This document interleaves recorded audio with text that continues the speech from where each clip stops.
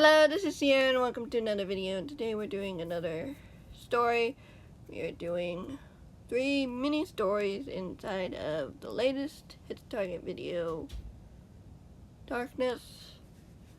And yeah, if you haven't watched that video, be sure to do so because there will be spoilers. And of course you don't want to miss those spoilers when they happen, because then it will ruin the story for you. Basically, the events in these short stories take place during the time of the episode Darkness is of Steps of the World. There are 3 perspectives that I have here. Some are longer than others.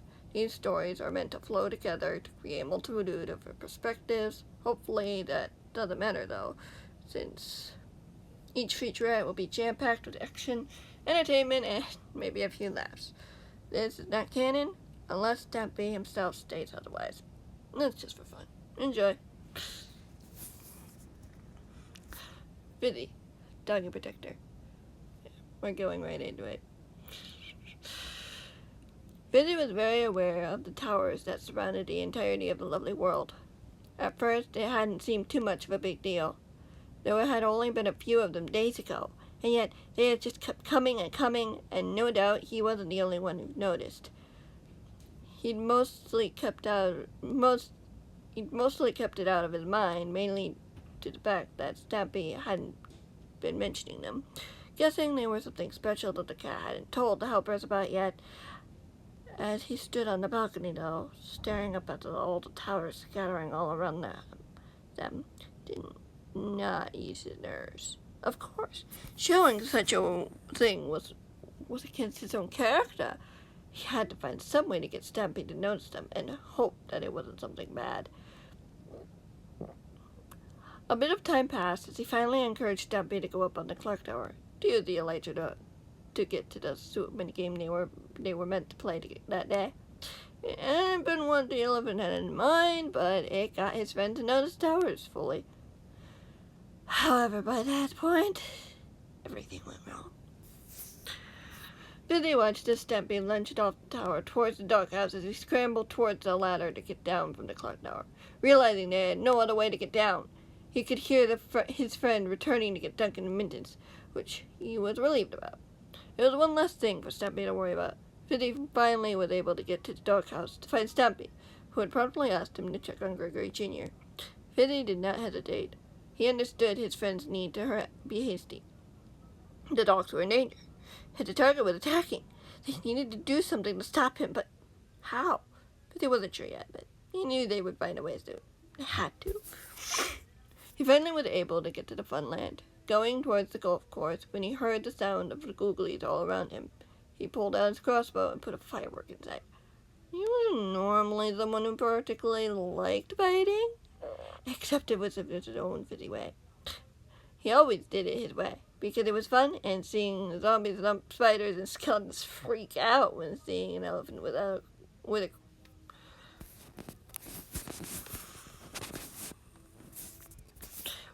crossbow full of fireworks running towards them. He really needed to do this more often. It didn't take long before Stampy arrived with his 8 dogs, quickly grabbing Gregory Jr. Then he had a small tinkling of a thought cross his mind as he remembered another dog. He shrugged it off when he noticed his determined friend starting to head out to the Funland and toward the castle. Fluffy could probably handle herself. Glad she was surrounded by her animal friends. No, they'd be able to keep her safe. It was definitely a lot warmer in the pet shop than out here. Gotten kind of chilly, with the sun being blocked from giving them warmth. The other dogs must be jealous. Fizzy followed Stampy and the dogs towards the castle, watching Stampy attempt to break in, but failing. Backing off to protect the dogs. Fizzy took the privilege of protecting the dogs for Stampy in exchange for fireworks, which Stampy happily accepted as Fizzy held back a smile. He didn't waste any time whatsoever as he started on building a safe enclosure for the dogs. That way, none of the monsters would be able to get in and hurt them, or hit the Target in Beaver Dash. He wouldn't let that happen. He'd promised Stampy that much. He had a mission to do, and he would accomplish it. That to his utmost ability. Utmost best, sorry. He was busy after all, and he never broke a promise he didn't plan to keep. Ever.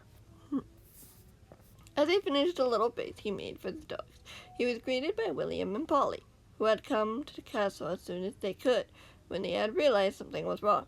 Fizzy told them all he could, recalling some of the events that he had a glimpse of with Stampy the Leech battle. But he had mainly been focused on building to keep the dogs safe. He told his friends to stay here with him, since 3 people would be able to take on his Target Viva if they decided to try to take the dogs from under Stampy's nose. Luckily, that didn't happen, and they were reunited with their feline friend, who was glad that the adventure was over and everyone was okay. Fizzy was confident that the next adventure they would have would be just as fun. He was glad he didn't miss out on it last time.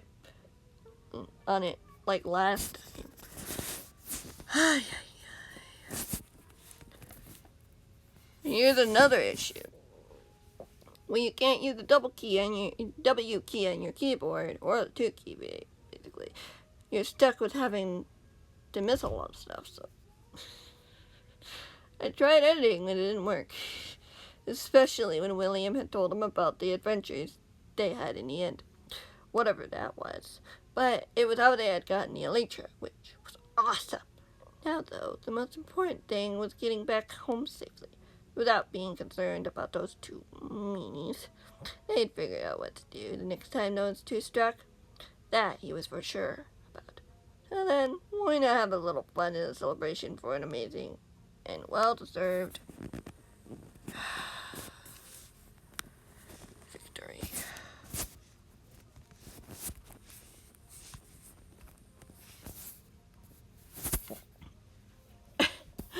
William and Polly, clueless. William walked out of the teleporter, heading for the sweet minigame. The lad's thing on his mind was anything that wasn't having fun. A fun tournament, to see who was the best at flying on the Elytra. It was a bright and sunny day as he stood by the minigame and he spotted Polly approaching from behind, having taken the teleporter as well.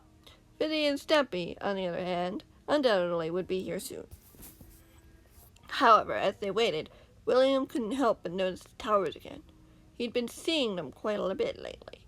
First, on his and Stampy's adventure to the end. And here, in the world, it just seemed to multiply by the day, which was very unsettling. He didn't want to worry about it too much at the time, because they weren't threatening anyone. They were just towers after all. What harm could they possibly do? And yet, there were so many of them. Far more than he would have thought possible. They were just bent to play a minigame, but what if something was wrong? He glanced over at Polly, who was looking up at the sky and near the teleporter. The sky was blue. Absolutely everything was fine. Nothing to worry about. He had to trust Stampy. If he wasn't worried, then neither would he. Besides, surely he'd be here at any moment.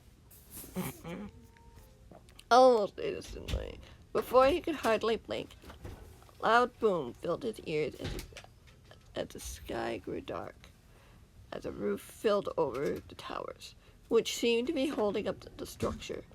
The darkness soon surrounded them as he glanced around. Noticing now, he and Polly were now vulnerable. What was happening? What had caused the sky to close in on itself? Was Stampy and Fizzy okay? Could something be wrong? He could see the uncertainty in the Ranger's eyes as she pulled out her snowballs. William quickly changed to his netherite armor that he'd stolen from his target, pulled out his sword, ready to fight their way back to the house. If his suspicions were correct, then the first thing he needed to check was if the dogs were alright. He and Polly rushed to the doghouse to find it empty, William feeling even more unnerved as he realized that there was only one other place where the dogs or Stampy could have gone, to the target's castle. Without question, William ran down the path towards the island where the castle resided, passing the Pick-a-Pet shop. Finding Fluffy had disappeared from her normal spot in the viewing window. She must have been taken too. This couldn't be good. What exactly was going on? Clearly something was wrong, and they needed to find a way to stop this. Hopefully Stampy, Fizzy, and the dogs were safe. Last thing he wanted was something horrible to have happened. He and Polly arrived at the castle to find Fizzy inside of a building with 9 of the dogs inside. William didn't seem to notice as he heard Fizzy's story, glad to know that Stampy was handling it, but unsure if he should go help him. Fizzy assured him that the cat could handle it. Sure enough, Stampy met with them, happy and relieved to see everyone. William could be more than happier, though. He wanted to check to make sure Fluffy was alright, just in case. It was the least he could do. Plus, he didn't want to worry Stampy if there wasn't any need to. It wouldn't hurt. Besides, it was possible she could have just been hiding it, so his target wouldn't find and take her. He'd feel better if he knew she was alright. Undoubtedly, so was Stampy. Ha! Fluffy! Defender. Finally, we are here. Fluffy sat in her normal spot in the pet shop. Obediently... I spelled that wrong. Thanks, Grammarly. Obediently waiting for anything to happen. She'd grown to love it here, though she did occasionally visit the doghouse whenever she wanted to spend a little quality canine. The other animals could only do so much after all. She looked out the window, noticing the bright blue sky suddenly grow dark. Her eyes adjusted as she watched in confusion, as she stood, instantly concerned for her friend's and master's safety. Of course, she was told to get up. It was her choice. After all, how else would she be able to go to see all of her friends? She'd been lonely here without them, but alas, this is what Stampy had wanted, and she followed his orders to the dot. That's it all. Something would happen. She wasn't about to sit around and do nothing about it. She slipped out of her kennel and out the front door, hearing the sound of barking and a familiar voice coming and then fading. She was partially relieved, but then disappointed that her master had forgotten to check on her. Could she really blame him, though? He hardly ever visited her here anymore, or took her out. Even his target had nearly forgotten about her when getting all the dogs, when her master had been cruelly. That too is spelled wrong.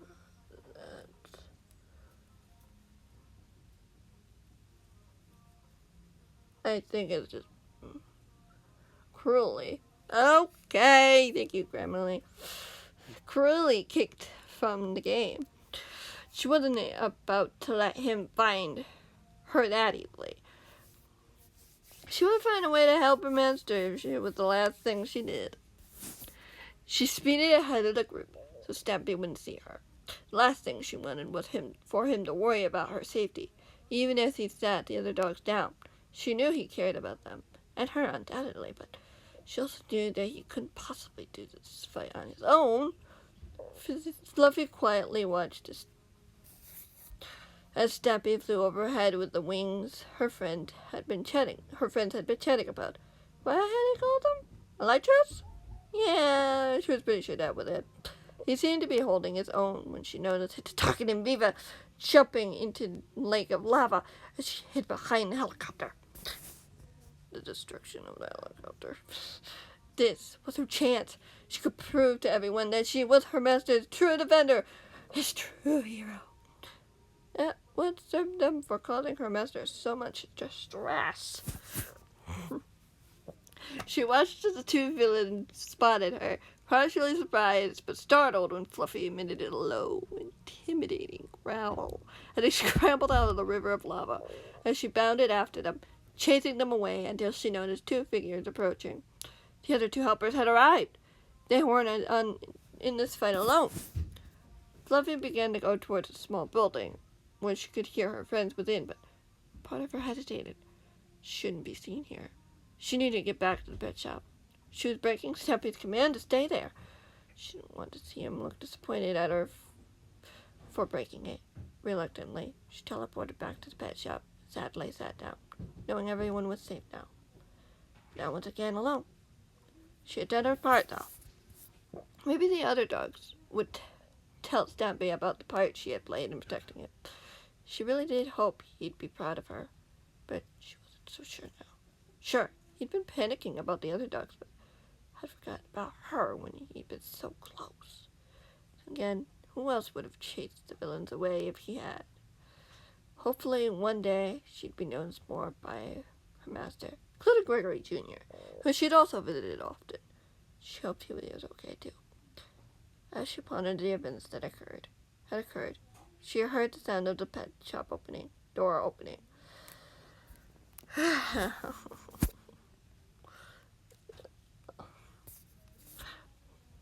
She looked up to see the beaver looking down at her, a relieved smile on her face. She wagged her tail as he leaned down and scratched her shiny ear. At least not everyone forgot about her. The helpers never did. She could accept that. Maybe next time things would be better. They had to be.